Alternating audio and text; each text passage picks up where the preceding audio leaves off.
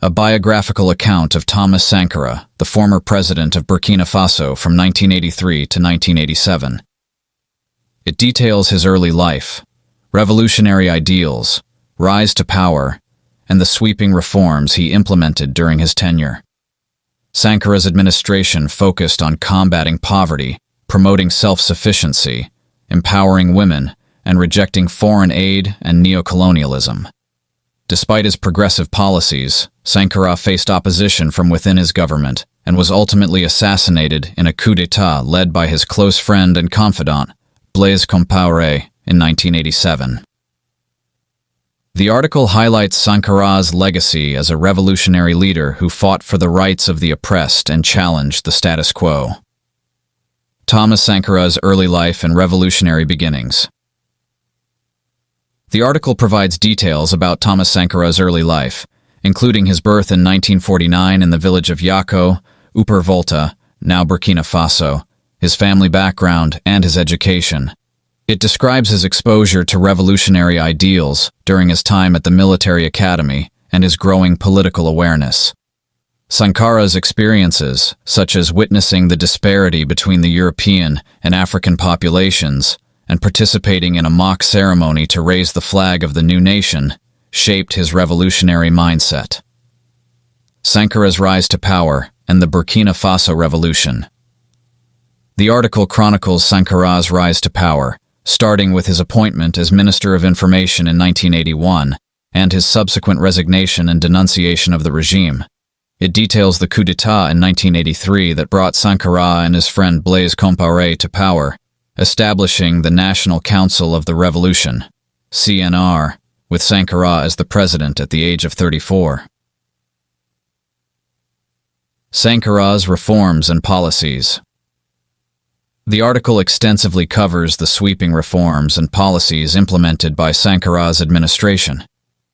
These include nationalizing land and mineral wealth, implementing state-led agricultural programs, renaming the country to Burkina Faso, promoting gender equality, launching a nationwide vaccination campaign, establishing health centers and pharmacies, and initiating a literacy campaign that significantly increased school attendance. Sankara also rejected foreign aid from the IMF and World Bank, striving for local economic development and financial independence. Sankara's leadership style and personal life.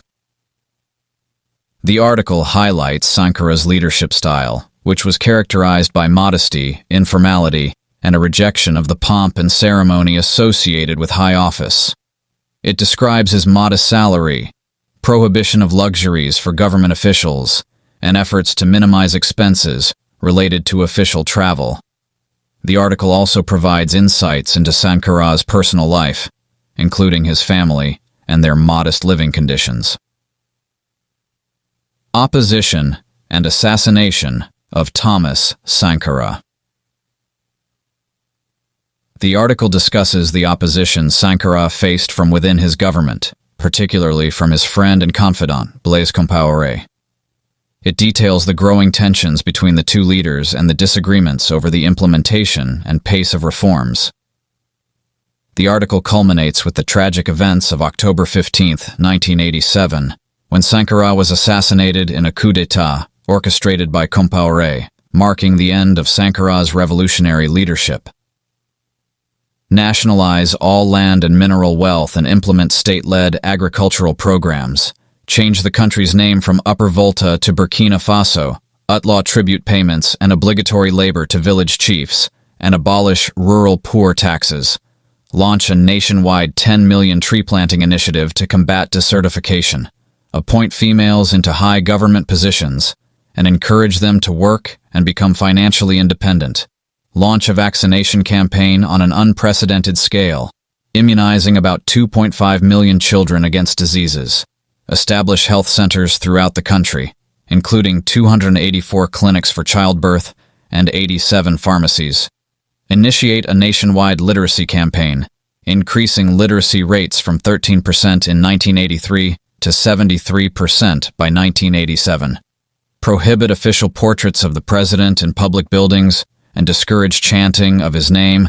Eliminate numerous bonuses and expense accounts for government ministers and senior civil servants.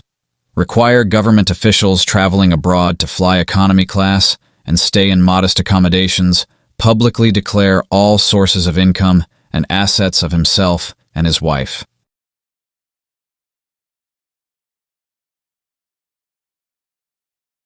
If you're looking for the latest news on African leaders' biographies, subscribe to an African news channel.